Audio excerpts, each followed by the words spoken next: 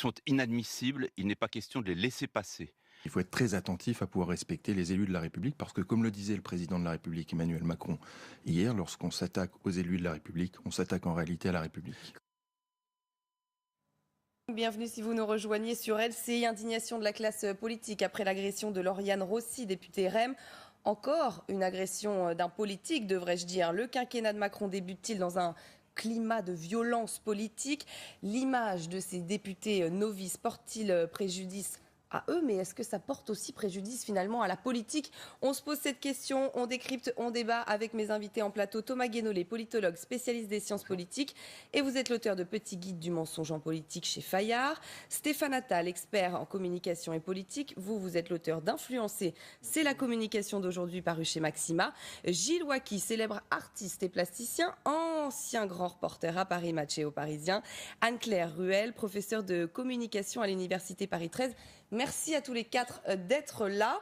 Je le disais, donc on rappelle cette agression. Laurence Rossi qui reçoit donc un violent coup de poing dans la tempe. C'était dimanche matin au marché de Bagneux. Alors au début, ils se sont parlé, ces deux personnes, avant que finalement elles ne lui répondent. Il l'a donc frappé, il s'est enfui, il a été maîtrisé par des passants puis arrêté.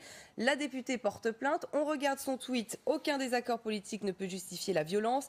Qui plus est contre les élus de la République et les femmes, bien sûr. Thomas Guénolé, les politiques ciblés clairement par la violence en ce moment? Alors, sur le cas d'espèce, déjà, ce serait une erreur, à mon avis, de considérer qu'on a affaire à un simple fait divers. Pourquoi ? Parce qu'il y a un motif qui est explicitement revendiqué par l'agresseur, qui est qu'il estime que les députés La République En Marche seraient excessivement des godillots, et deux, qui estime que les médias seraient excessivement pro-Macron. Et donc, on a un mobile politique dans le fait de décider de frapper une députée. On va revenir en effet sur ce mobile. Donc, il faut être clair, c'est un acte de violence politique. Mais ça répond à un climat ambiant quand même, on est d'accord? Alors, moi, je ne suis pas d'accord avec ça, c'est-à-dire que je voudrais mettre en garde sur la surinterprétation qui avait déjà eu lieu pour une affaire précédente, qui est lorsque Manuel Valls s'était pris une gifle par un adolescent ou quasiment, et on avait fait un anarchiste breton. Voilà, on avait fait, et on avait un jeune militant anarchiste breton, et on en avait fait tout un trip sur la violence de la jeunesse d'aujourd'hui, etc., etc. Donc, d'un côté, il ne faut pas surinterpréter les faits et en faire un emblème de quelque chose de vraiment massif et colossal dans la population. Et en même temps, en revanche, ce qui est quand même symptomatique de quelque chose, ce sont les motifs invoqués, c'est-à-dire que les motifs invoqués correspondent à un ressenti de millions de gens, que les députés LREM seraient trop godillots ou que les médias seraient trop pro-Macron. Il y a des millions de gens qui pensent ça dans ce pays, mais qui pour autant n'en viennent pas à la violence. C'est-à-dire que l'acte est parfaitement marginal.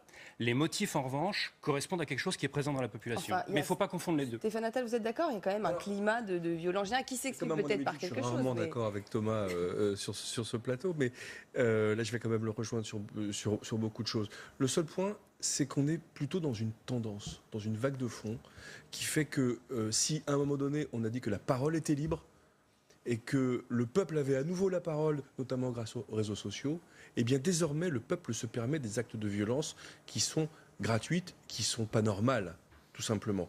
Et je me demande si on n'est pas en fait en train de voir la conséquence de la liberté de parole que le peuple a eue pendant des années depuis l'émergence des réseaux sociaux et de la liberté de parole que se permettent certains députés à l'Assemblée nationale, emmenés par quelqu'un qui n'a comme seul fonds de commerce que la violence verbale, et que ça libère des pulsions chez des gens qui peuvent conduire à des actes aussi inadmissibles que celui-ci. Gilles Wacky, vous êtes d'accord? Il y a quand même une différence à un moment avec peut-être sur le respect, peut-être aussi tout simplement des hommes politiques. L'artiste va vous dire que on vit une époque de violence, on vit une époque de bousculade. Donc remettons les choses à leur place. Le journaliste est un peu plus intrigué. Pourquoi? Parce que nous voilà devant une claque, un coup de poing, quelque chose de violent, je ne cautionne pas l'acte. Et d'un seul coup, c'est une femme. D'un seul coup, c'est un député. Et toute la classe politique, nous, ici, on vient parler de cet acte en disant c'est honteux, c'est monstrueux. Sarah Cohen s'est faite défenestrer, morte par quelqu'un dont la violence était terrible. Halimi. Sarah Halimi. Oui, Sarah Halimi. On n'a rien dit. Silence assourdissant. Tous les jours dans le métro, les femmes se font bousculer. Tous les jours. le 15 avril, une femme s'est fait bousculer dans le métro, elle est tombée de l'escalier, elle est morte. Aujourd'hui, bien sûr qu'il ne faut pas frapper une députée, mais les députés entre eux se battent. Les députés entre eux se font des duels. Gaston Defferre a provoqué un duel à un autre député. Ils se sont battus sur le pré. Bon, donc aujourd'hui, revenons à une raison. Bien sûr qu'on est au mois d'août. Bien sûr qu'il n'y a pas d'importance dans l'actualité. Bien sûr qu'il faut en parler. Mais à ce point, cette levée de parlementaires, de députés, de ministres, de présidents, oula, on a frappé quelqu'un, on a... Ils sont quand même obligés de le faire, on est d'accord. Si ils ne le faisaient pas, on leur reprocherait quand même. Ils sont obligés d'intervenir et de s'indigner. Il faut savoir raison garder. Bien sûr qu'il faut en parler, vous avez raison d'en parler, vous avez raison d'en débattre. Mais... Il faut peut-être après aller plus loin. C'est là qu'on va aller peut-être plus loin, c'est sur les causes finalement de cette conséquence. Et puis il y a une chose quand même flagrante, c'est-à-dire que certes il y a eu toujours de la violence, c'est serpent de mer, ça revient à la nuance près que il y a violence et violence. Il y a une forme de dérision par exemple avec l'entartrage. Oui, voilà, on est là, on est passé de la violence verbale à la violence physique.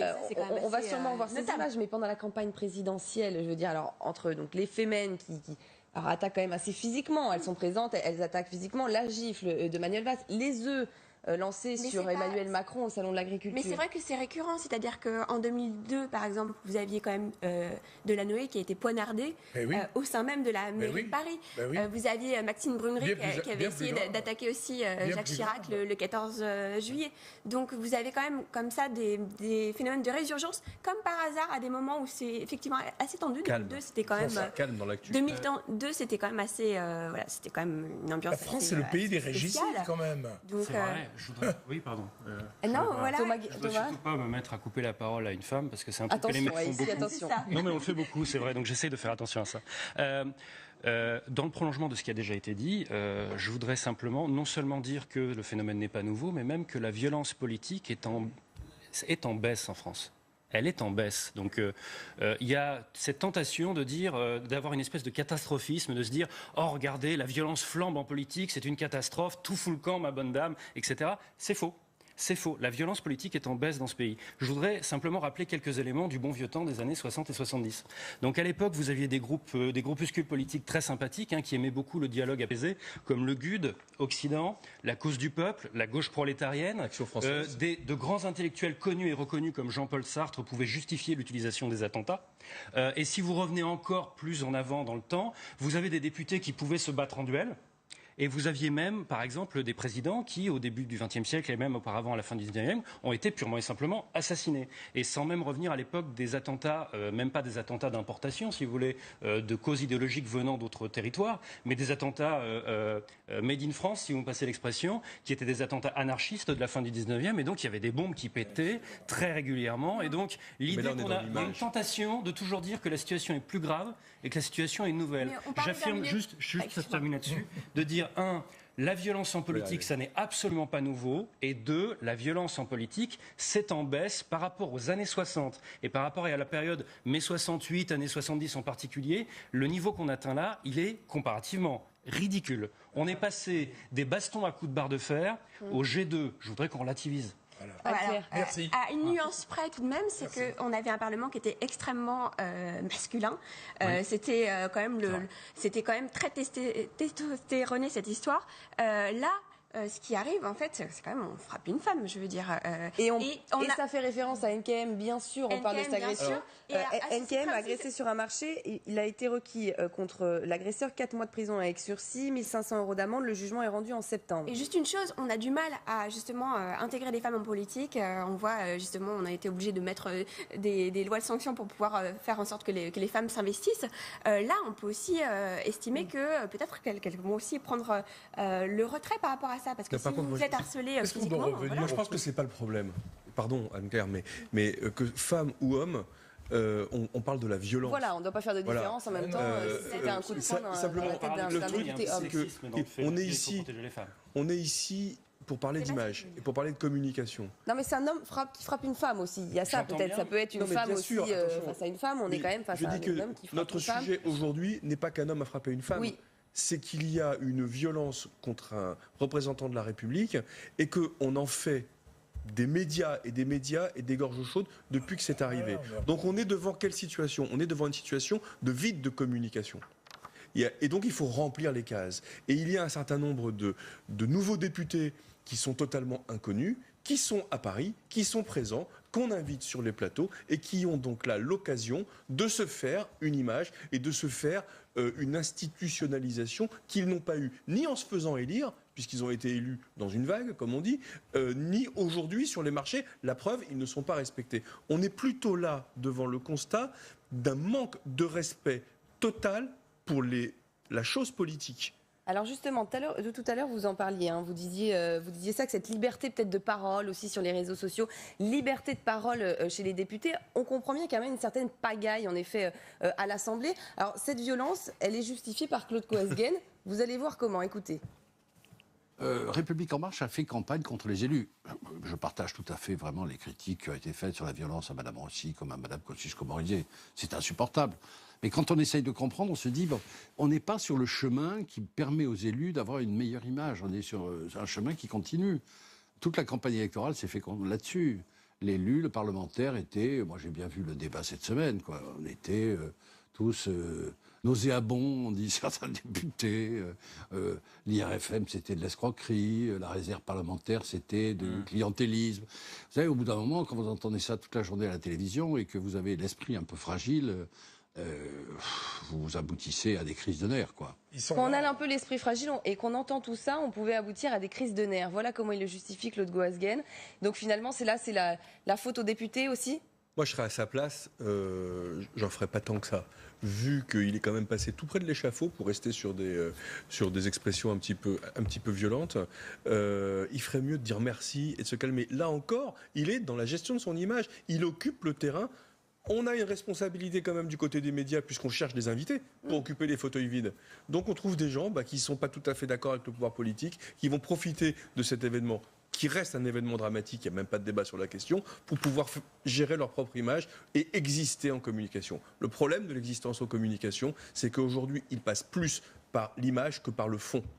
Et là, on est devant un problème. Mais justement, cette dégradation un peu de l'image des députés, notamment avec ce climat de défiance et l'obligation pour eux de faire cette loi pour retrouver la confiance en l'homme politique, ça peut expliquer ça aussi, les violences. Les gens c'est tous pourris de toute façon et voilà. Non, c'est pas tous pourris.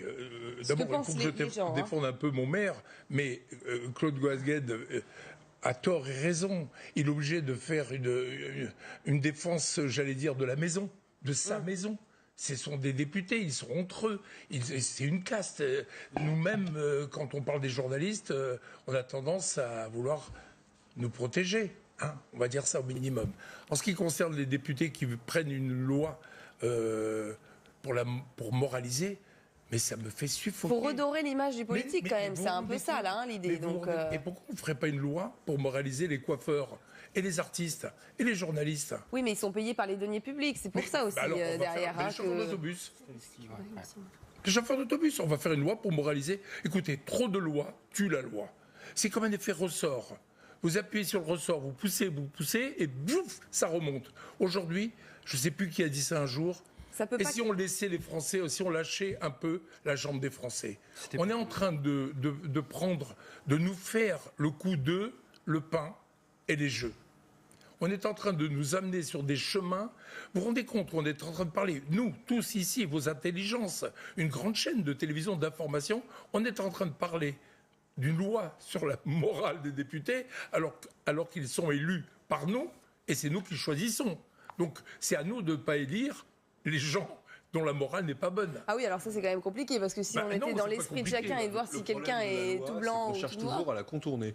Et qu'il y a un moment donné où il doit y avoir un espace de liberté. On est dans cette monarchie républicaine qui fait qu'il y a des privilèges. Donc, je veux dire, sous l'Ancien Régime, il y avait des privilèges. Eh bien, sous la Ve République, il y a aussi des privilèges. Il faut aussi savoir que ces gens-là sont élus, ils vont se faire élire, ils ont des privilèges, ils ne font pas que les utiliser à titre personnel. Mais quand ils en usent et abusent, parce que finalement ça a été un petit peu ça, on l'a vu dans les dernières affaires, il y avait quand même cette nécessité d'encadrer, notamment sur la réserve parlementaire par exemple, parce que si c'est pour employer des gens de sa famille ou par exemple les emplois familiaux, et c'est dans un emploi... Non, alors la réserve parlementaire c'est donner l'argent, mais c'est pour donner l'argent à quelqu'un qu'on embauche qui en plus est de sa famille et qui a un emploi fictif, on s'est retrouvé ça. La réserve parlementaire c'est une survivance... L'argent, elle a été payée avec l'argent de la réserve parlementaire. La réserve voilà, donc il y avait une nécessité. C'est pour ça, donc il y avait une nécessité dans cette loi. Votre question initiale, je crois, c'était sur le lien éventuel entre violence politique et antiparlementarisme, ambiance antiparlementaire. Il y a en tout cas, c'est comme ça qu'il le justifie. Critique envers les députés, les sénateurs, etc. Et d'abord, je voudrais faire remarquer que quand Claude Goasguen condamne la violence en politique, lui-même, c'est un ancien d'Occident qui avait une tendance marquée à l'utilisation de la barre de fer. Je parle d'Occident, je ne parle pas de M. Goasguen en particulier, bien sûr, à l'époque, dans les années 60. Donc c'est paradoxal, mais il a le droit d'évoluer, c'est son droit. Ensuite, j'insiste sur le fait que tous ces phénomènes qu'on décrit ne peuvent pas être la source de phénomènes nouveaux, puisque même ne sont pas des phénomènes nouveaux. Par exemple, les débats au Parlement seraient trop violents à l'heure actuelle, mais j'ai envie de dire, pardon, mais bande de chochottes. Excusez-moi, mais je vais vous ressortir les archives des débats parlementaires de la Troisième République. C'est comparativement, ce qui s'envoie à la tronche en termes d'attaques personnelles, en termes d'insultes, en termes de chaos, etc. Attendez, ils en venaient aux mains. Et alors, on ne le voyait pas, mais à l'époque, on lisait beaucoup plus les journaux. Et sur la dégradation de l'image des députés, vous savez, ça me rappelle toutes ces ouvertures de JT où on commence sur dégradation de la situation au Proche-Orient. Et en fait, si j'ai bien compris, ça se dégrade tout le temps. Et donc, on se demande... Ça ne tient pas, en fait. La même rengaine, c'est ça que vous dites. Et ce que je veux dire par là, c'est que la dégradation de l'image des députés, non. Ça fait plus d'un siècle que l'image des parlementaires a toujours été tous pourris. Que ce soit l'affaire des décorations, c'était il y a plus d'un siècle. Que ce soit le scandale de Panama, tous pourris. Que ce soit l'affaire Stavisky, etc. Et le tous pourri est omniprésent dans les années 80. C'est même l'objet d'un slogan. Oui, c'est une rengaine qu'on entend, et c'est un peu comme le chômage et les jeunes. Si vous voulez, il y a 30 ans, on entendait les politiques aussi lutter contre le chômage et les jeunes. J'insiste là-dessus. Ça reste toujours les mêmes rengaines. Fondamentalement, ça n'est pas nouveau. Non seulement ça n'est pas nouveau, mais en plus, la violence politique qui peut résulter d'un climat d'antiparlementarisme, excusez-moi, on n'est quand même pas au niveau de la tentative de coup d'État du début des années 30. Mais peut-être que ce qui est nouveau, finalement, c'est qu'on a justement des députés qui ne sont pas des personnalités politiques aguerries. C'est peut-être ça aussi, vous parlez de chochotte, mais finalement, c'est peut-être ça aujourd'hui la nouveauté. Oui, mais moi, je vois ça je vois ça sous un angle de la com. Je ne vois pas ça sous l'angle du fond politique. Je vois ça sous l'angle de l'opportunisme de communication qui fait que sur une affaire de faits divers dramatique encore une fois, eh bien on s'engouffre dans les cases vides pour pouvoir aller s'exprimer, pour pouvoir exister. C'est là où moi je trouve qu'il y a une limite, c'est que toute cette bande de nouveaux députés vont chercher pendant plusieurs semaines et plusieurs mois à exister médiatiquement au lieu d'exister politiquement. Je voudrais qu'on écoute justement la réaction de François de Rugy, président de l'Assemblée. Tous les arguments peuvent être échangés, notamment dans l'hémicycle où il y a une liberté de parole totale et c'est normal. Rien ne justifie qu'on dérive vers une forme de violence verbale, d'agressivité verbale qui ensuite, parfois, se transforme en violence physique, en agressivité physique parce que des personnes, sans doute un peu faibles d'esprit ou beaucoup plus virulentes, transforment cette violence verbale en violence physique. Tout le monde, je crois que c'est la responsabilité de tout le monde, de tous les élus, de tous les militants politiques, de condamner cela avec la plus grande fermeté. Alors, est-ce qu'ils sont si violents, si virulents? Justement, on va les écouter, les députés de l'opposition. Vous menez ces débats d'une façon incompréhensible.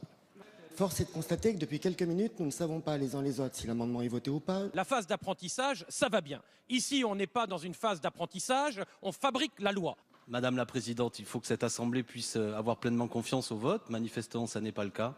Vraiment, ça devient pénible. Ça devient pénible. Ça flotte et le débat n'avance pas. Il y a une confusion qui, à mon avis, est une confusion entretenue. D'abord, moi, je voudrais vous féliciter, Madame la Présidente, parce que je sais à quel point c'est difficile de mener des débats dans cet hémicycle. Et je sais à quel point vous le faites correctement. Pardon. Anne-Claire Ruel, c'est si violent que ça, alors, comme le dit François de Rugy? Non, c'est pas si violent, effectivement, si on regarde l'histoire entièrement. Et alors, je vais revenir quand même. Mais c'est qu'on est face à des gens qui sont pas habitués à ça, quoi, finalement. C'est peut-être ça aussi. Ils sont pas très habitués, effectivement. Ils jouent là-dessus. Il y a 5 semaines, pour l'instant, ils ont dû faire fast un peu et apprendre extrêmement vite. Moi, je reviens quand même à une thématique, parce qu'on a, effectivement, c'est pas quelque chose de genré, mais tout de même, si on s'intéresse à une étude de l'Union interparlementaire, on voit que les femmes sont de plus en plus quand même agressées, notamment d'un point de vue évidemment politique, quoi. Les menaces de mort se généralisent. Je ne crois pas que ce soit anodin qu'on frappe une femme. Je suis désolée. C'est-à-dire que, certes, voilà, c'est l'antiparlementarisme et c'est de la violence et de la violence au niveau politique, mais c'est pas le débat démocratique. Là, le débat démocratique, en effet, c'est le débat dans la rue, c'est pas de frapper. Et si on veut que des femmes justement prennent le pouvoir et des responsabilités, il faut aussi, voilà, ça se joue de quoi qu'il arrive, quoi, à ce niveau-là. Oui, c'est ça qui est gênant, en fait. C'est que ça soit un homme qui frappe une femme. Ça, c'est non, mais vous avez raison. Ça, oui, c'est un fait important. Pour Nathalie Kosciusko-Morizet, oui, exactement. c'était quand même la même chose. Ça, c'est intéressant. Mais le fait qu'elle reçoive une claque en pleine rue, la violence, elle est bien plus grave ailleurs. Et c'est pas parce qu'elle est élue députée. Oui, la politique cristallise, ça on le sait. La politique cristallise depuis toujours. Voilà, vous le dites de toute façon, c'est dans les débats. Dans le cas de NKM, on peut aussi constater, encore une fois, sous l'angle de la communication, l'attitude de son adversaire. Magnifique. Qui a fini par gagner à très très peu de voix d'ailleurs la législative. Il a été d'un respect formidable. Il a interrompu. Oui, mais il est obligé. Il a communiqué là-dessus. C'est un communicant. C'était plutôt s'il faisait pas ça, il n'était pas élu. Il a été et moi je me souviens l'avoir vu sur un plateau alors qu'il n'était pas encore élu. Et il était franchement assez touchant. On sentait une forme de sincérité sur l'enjeu. C'était son élection, mais c'était aussi la santé d'NKM. Il a réussi à réutiliser cet enjeu. Ouais, c'était intéressant. Parlant de violence dans l'Assemblée, est-ce que la France Insoumise sont des députés violents ? Clairement. Ils ont frappé quelqu'un, je ne comprends pas la question.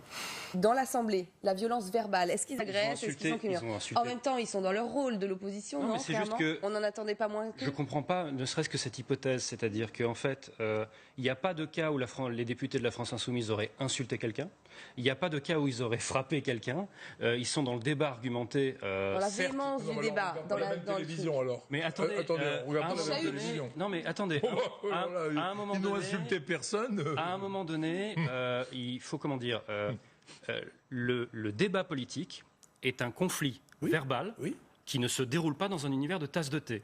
Et donc, à un moment donné, il faut accepter qu'il y a une confrontation qui doit rester, bien entendu, argument contre argument. Mais si on admet ce préalable, moi, je suis désolé, le débat tel qu'il est conduit du côté des députés de la France Insoumise reste un débat qui reste sur le domaine de l'argumentation.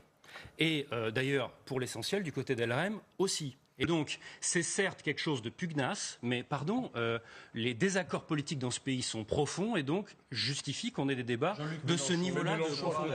Tout le monde, Georges Larcher a été à Giscard d'Estaing. C'est-à-dire son trublion, celui qui ça va être idée fixe, celui qui va mordre les fesses des Romains. Voilà, c'est clair, il a pris ce rôle-là avec son équipe et évidemment qu'il n'y a pas d'insulte, ils sont très intelligents et eux sont aguerris. Ce sera un coup de com', comme lever le code du travail, venir avec le panier avec 5 euros pour montrer ce qu'on achète. C'est de l'existence médiatique à défaut d'existence politique. C'est juste une remarque là-dessus, parce que quand vous dites le fait qu'ils amènent des courses qui correspondent à 5 euros de budget, ou le fait qu'ils viennent avec le code du travail, etc., en fait, c'est une tradition qui remonte à longtemps, là aussi, mais ça s'appelle l'agit-prop. L'agit-prop, c'est par exemple quand Greenpeace survole en ULM une centrale nucléaire pour démontrer qu'au contrairement à ce qu'on raconte, il n'y a pas de bonne sécurité. Vous faites un acte spectaculaire au travers duquel vous rendez inévitable qu'on entende votre message. C'est une technique qui vient de la gauche radicale historiquement, mais qui a été progressivement utilisée par toutes des pans de plus en plus larges de la gauche. Il y a même une partie de la droite, par exemple la Manif pour tous, qui s'y est mise aussi avec les mouvements des veilleurs ou des choses comme ça. Ça s'appelle l'agit-prop, c'est une méthode de com en réalité. Ils agitent justement, on va les écouter, la France Insoumise. On est un groupe qui sommes déterminés. Alors peut-être que cela peut paraître violent pour d'autres, mais non, nous sommes un groupe qui sommes déterminés, qui défendons nos idées et qui ne nous laissons pas marcher sur les pieds. Je vous le dis très clairement, on cherche à les déstabiliser. On cherche à déstabiliser cette majorité qu'on a en face de nous, qui nous semble pas être le reflet d'une majorité politique dans le pays. Et si nous arrivons à les déstabiliser, nous en serons satisfaits. Quand je dis déstabiliser, ça ne veut pas dire personnellement, ça veut dire faire émerger des gens qui tout d'un coup pourraient voter d'autres choses. déstabiliser pour les faire peut-être douter, en fait. C'est ça l'objectif de la France Insoumise, Anne-Claire. C'est une bonne gestion médiatique, c'est-à-dire qu'à un moment, Mélenchon disait toujours qu'il faisait du catch avec les médias au sens un peu de Roland Barthes, c'est-à-dire que voilà, ou même du judo parfois, on le disait. Il utilise les médias à son propre profit. On l'a vu pendant la campagne, il a monté sa propre chaîne qui a bien fonctionné d'ailleurs. Il a très bien compris la puissance évocatrice des mots aussi, et finalement, en fait, ce qu'on prend pour une forme de violence, finalement, ça paraît quand même plutôt assez authentique, et ça fait opposition à une forme de langue de bois aussi. Quand on voit qu'on ne veut pas utiliser le terme nationalisation, par exemple, dans la bouche d'un Bruno Le Maire, voilà, c'est assez intéressant. C'est-à-dire que tout le monde joue avec ces histoires de mots et surtout ne pas les utiliser ou alors au contraire surenchérir, mais parce qu'on est dans une logique médiatique qui fait que chacun essaie de tirer la couverture à soi. Jusqu'au jour où ils seront rattrapés par les affaires, on a vu passer ce week-end quelques... Faites gaffe, on va encore nous retirer l'émission du site web. Faites gaffe un peu. Mais c'est justement pour faire un peu plus d'audience que d'habitude. Oui, c'est vrai, ceci dit, ça marche bien sur YouTube. Mais on a quand même vu passer des papiers ce week-end qui montrent que Corbière n'est pas complètement blanc-bleu sur le plan administratif. Alors, on va dire. Voilà. Mon vis-à-vis parle au conditionnel, bien sûr, et sous réserve des réglementations en matière de présomption d'innocence. Je dis ça parce que sinon, on va retirer l'émission de... Exactement, suite au prochain épisode. Pourquoi tu veux pas faire d'audience ? Non, mais je voudrais juste préciser quelque chose sur la stratégie du groupe parlementaire LFI à l'Assemblée. Je suis d'accord avec ce que disait Anne-Claire à l'instant, c'est-à-dire qu'il y a véritablement une stratégie de leur côté, une stratégie de communication, certes, on a parlé tout à l'heure de l'agit-prop, une stratégie de chercher à argumenter au maximum pour faire douter des députés LREM, parce que ce sont des novices et donc peut-être qu'ils sont susceptibles pour une partie d'entre eux de changer d'avis et de changer de vote. En tout cas, c'est ce qu'ils essayent de faire. Mais je dirais que plus largement, on est dans une stratégie de dédiabolisation. Je m'explique. Il y a un problème d'image de Jean-Luc Mélenchon et de la France Insoumise, Attaro a raison, c'est un autre sujet, sur l'idée que ce soit des gens qui soient dans la conflictualité et dans l'agressivité. Or, qu'est-ce qu'on observe, de la part des députés de la France Insoumise depuis le début ? Ils sont dans une démarche d'argumentation, ils sont dans une démarche de débat, ils ne font pas de guérilla d'obstruction parlementaire et ils sont au contraire dans une attitude systématique d'ouverture à l'échange d'idées et de dire « je ne vous attaque pas personnellement, mais je pense que » ce genre de formulation qui leur est inhabituel, et je pense que ça, c'est renoué avec le meilleur de la campagne présidentielle de premier tour, qui était de garder l'intransigeance sur le fond, mais d'être beaucoup plus sympa, si vous me passez l'expression, sur la forme, et ça, c'est un facteur d'élargissement de leur audience. Et donc, je pense que c'est une stratégie intentionnelle d'auto-dédiabolisation, si vous me passez l'expression. Vous savez quoi ? Je ne sais pas si vous êtes d'accord. Complètement d'accord. Et puis, vous savez quoi ? Finalement, ça sert aussi à Emmanuel Macron, d'une certaine façon, parce qu'il a besoin d'avoir une opposition. On lui a suffisamment reproché de ne pas avoir d'opposition. Parce que finalement, ça sert un peu tout le monde, les deux camps. C'est-à-dire que la France Insoumise, qui est très minoritaire au sein de cette Assemblée, existe comme ça médiatiquement. Et puis Emmanuel Macron a comme ça un semblant d'opposition. C'est vrai que devant le vide programmatique de la droite parlementaire, ils occupent là aussi une place. On peut dire que c'est l'opposition. C'est l'opposition. La seule, en tout cas, avec clair et net. Leur outil, c'est la télé. Oui. C'est les médias. Les médias, ils l'utilisent comme un moyen de communication. Pardon ? Je ne sais pas si vous êtes d'accord, j'ai l'impression que c'est plus les réseaux sociaux que la télé. D'autant plus que, et c'est un scandale, France 3 supprime une institution qui est la rediffusion des séances de questions au gouvernement. Parce qu'il utilise les médias alternatifs aussi. Ça a été toujours ça, la France Insoumise, comme un peu le Front National qui a toujours utilisé un peu les médias alternatifs. Ils ont été très précurseurs en communication politique en France, c'est-à-dire qu'ils ont utilisé effectivement donc, les réseaux sociaux de façon extrêmement sophistiquée, un petit peu sur le modèle de Barack Obama. Ou Bernie Sanders. Ou Bernie Sanders. Ouais. Oui, enfin, sur le fond. Mais en réalité, Barack Obama était quand même celui C'est plutôt Macron qui copie Obama, je crois. Alors que Mélenchon... Oui, je parle des outils aussi. Alors que Mélenchon copie plutôt Sanders sur les techniques utilisées. Je crois. D'accord. Joli mot, communication politique. Vous vous rendez compte ? Quel joli mot. Je voudrais qu'on revienne sur les députés Godillot, puisque l'agresseur donc a dit vous êtes des députés REM, vous êtes des députés Godillot. Cette image qu'on a montrée dernièrement, notamment pendant ce débat sur le projet de loi la moralisation, toutes ces séquences de cafouillage, de couac, la présidente qui ne sait pas où elle va, un tel député qui n'arrive plus à lire finalement sa fin de son papier. Ces images de novices, d'amateurs, ça leur porte préjudice finalement auprès des Français. C'est le fait, la France a élu un inconnu qui a drainé et traîné cette question des inconnus. En disant, est-ce qu'ils vont être capables, on va être formés comme ça en 2 jours, il y a eu un manque de formation. Alors, je vais vous raconter quelque chose de vécu par rapport à Mitterrand. Quand Mitterrand a été élu, moi j'étais sur le terrain, parce que je fais partie de la presse présidentielle. Quand est arrivé tous les membres les ministres, non, j'en connaissais aucun. On cherchait, on se disait, alors, c'est lequel là? Et lui, c'est qui? Et lui, c'est qui? On ne savait pas, on ne les connaissait pas. Lequel? Et ben, aujourd'hui, Macron a amené avec lui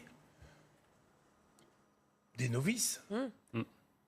Mais quelle est la différence alors? Des coiffeurs et des toréadors. Quelle est la différence avec avant? C'est qu'aujourd'hui tout est scruté, tout est filmé justement, et donc il n'y a plus le droit à l'erreur dès qu'il y a quelque chose. Non, pas du tout. Je pense que quand Mitterrand a amené ce 109 à l'Assemblée avec ses ministres qui étaient inconnus mais qui étaient des professionnels de la politique, lui Macron a fait venir des non-professionnels de la politique et des inconnus. Alors ces gens jeunes, sûrement très intelligents, sûrement très motivés, se battent sur 2 terrains. Ils ne sont pas célèbres et c'est pas leur métier. C'est pas leur métier. Là-dessus. Alors ils font quoi? Ils tournent en rond comme dans la vallée des poupées à Hollywood. C'est-à-dire ils essaient de faire du bruit comme c'est ce que vous disiez, pour qu'on parle d'eux. Alors laissez-leur le temps, je vais dire. Je veux juste très brièvement là-dessus. Le double handicap, de mon point de vue, de la plupart des députés LREM, c'est que non seulement ils n'ont pas d'expérience de professionnels de la politique en étant élus et donc ils font beaucoup de gaffes. Par exemple, d'applaudir chaleureusement quand un des ministres a juste donné l'heure ou ce genre de choses. Oui. J'exagère. L'incident ne s'est pas vraiment produit, mais je caricature pour le coup à peine. Ou alors le fait de ne pas arriver à gérer une séance de vote d'amendement, ou le fait d'avoir une interprétation très personnelle d'un vote à la main levée, ou ce genre de choses. Donc, ils n'ont pas d'expérience professionnelle et pour cause, beaucoup viennent d'arriver, mais en plus, ils n'ont même, et c'est une circonstance aggravante, ils n'ont même pas pour la plupart d'expérience militante. Ça aussi, c'est un gros problème. Ce que vous mentionniez tout à l'heure. Ils n'ont même pas d'expérience militante. Ce que je veux dire par là, c'est que on aurait fait une sélection au hasard, par tirage au sort, mais plutôt parmi une population de cadres sup, quand même, pour correspondre à la sociologie que ça a donné chez les députés LREM, ça aurait donné à peu près ça. Donc, c'est surtout ce souci-là, c'est-à-dire que quelle que soit la façon de considérer l'expérience politique, ce sont des gens qui n'en ont pas et qui donc multiplient les gaffes simplement parce que on a chopé des gens qui sont dans un vivier, qui ont sans doute une expérience de comment ça se passe dans des grandes entreprises, essentiellement dans des grandes entreprises, mais qui sortis de ces procédures-là, savent pas trop comment ça marche et sont rétifs à certaines règles. Rester tard le soir pour bosser à l'Assemblée, par exemple, vous en avez beaucoup qui manifestement ne le font pas et ne veulent même pas le faire. Il faudrait leur expliquer qu'un député, effectivement, ça bosse souvent le soir. Est-ce que du coup leur image comme ça de novice c'est à double tranchant pour les Français? Il y a un côté on est content, on le voulait, on aime bien parce que c'est des nouveaux, ils sont soi-disant donc voilà tout neutre de la politique, tout neuf. Et en même temps, certains Français pensent qu'en effet ce sont des godillots. Alors vous allez avoir 2 temps, c'est-à-dire qu'effectivement pour l'instant ils ont le bénéfice du doute. Mais est-ce que combien de temps ça va durer ce temps justement à leur laisser? On peut pas tout reprocher non plus, c'est-à-dire que le renouvellement de la vie politique c'était quand même essentiel. Et ça là-dessus c'est une mission qui était remplie. Le Parlement. Ça passe par des gens inexpérimentés. Ça passe par des gens inexpérimentés. Voilà. La question à se poser, c'est plutôt où sont les cadres? Où est Richard Ferrand? Où est le secrétaire d'État aux relations? Où sont les parrains, entre guillemets, c'est ça? Il manque de formation, de coach, ouais. Coacher. Après, laissons-leur le temps de s'installer. On verra des. Non, mais. C'est un petit peu le cas, en fait. Non, ils ne sont plus à la maternelle, ils ne devraient pas avoir besoin d'être coachés. Ce qui est intéressant. Ils sont à la maternelle de la politique, un petit peu quand même, l'impression, en tout cas. Et je rejoins Thomas, c'est qu'on est en fait. Qu'est-ce qu'on est en train de dire là? On est en train de dire qu'on est passé dans une société post-politique. Il n'y a plus de forme de militantisme. Voilà, c'est ça le problème. Vous avez, quand on voit l'état des partis traditionnels, c'est pas si étonnant. Non, mais militantisme au sens large, il n'y a pas que les partis politiques pour militer. Voilà. Et d'ailleurs, je voudrais dénoncer d'ailleurs à ce sujet, je pense qu'Anne-Claire sera d'accord là-dessus, sur la définition du périmètre du militantisme. Il y a une énorme escroquerie sémantique qui est passée comme papa dans maman, qui consiste à dire « Ah ben voilà, ce sont des députés qui viennent de la société civile ». Pour la plupart d'entre eux, c'est complètement faux. Société civile, ça veut dire quelque chose en sociologie. Ce sont des gens qui ont eu des activités engagées, j'ai bien dit engagées, dans la sphère associative, les ONG, les collectifs, etc. Si vous êtes juste quelqu'un qui n'avait jamais fait de politique avant, et qui obtient un premier mandat politique, vous êtes juste quelqu'un qui n'avait pas de mandat avant. Mais vous ne venez pas de la société civile. Ça n'est pas vrai. Et donc il y a un certain nombre de gens qui usurpe le ticket. Moi, je viens de la société civile. Non, t'es juste quelqu'un qui n'avait pas de mandat. C'est un élément de langage trop utilisé, on en abuse.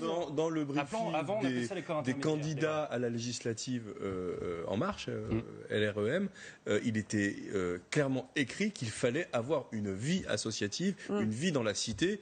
Alors après, c'est dans un des critères. Voilà, c'était un des critères de sélection. Voilà.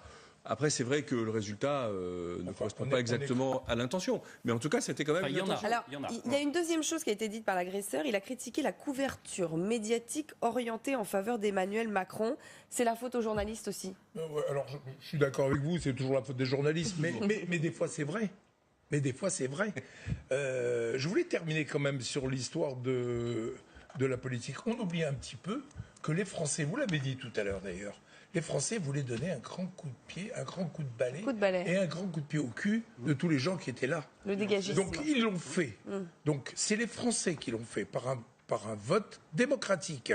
Alors on va essayer de respecter ce vote démocratique. Donne-leur le temps. Donne-leur le temps de devenir. Vous allez voir que nos enfants, ou dans 5 ans... c'est ce qu'il faut dire aux Français qui cognent dans la rue les politiques. Ils vont apprendre. Ils ne sont pas plus cons que nous, ils vont apprendre la politique. C'est ce qu'il faut dire aux Français qui s'énervent et qui se crispent. C'est ça, il faut leur dire laissez-les du temps. Laissez-leur le temps d'arriver. Maintenant, en ce qui concerne... La crispation autour des médias. Voilà, en ce qui concerne les médias... C'est pas nouveau, ça non plus, hein, Thomas. Alors, en ce qui concerne les médias... Ah, là vous êtes très dubitatif. Non, pas du tout. Je crois, mais c'est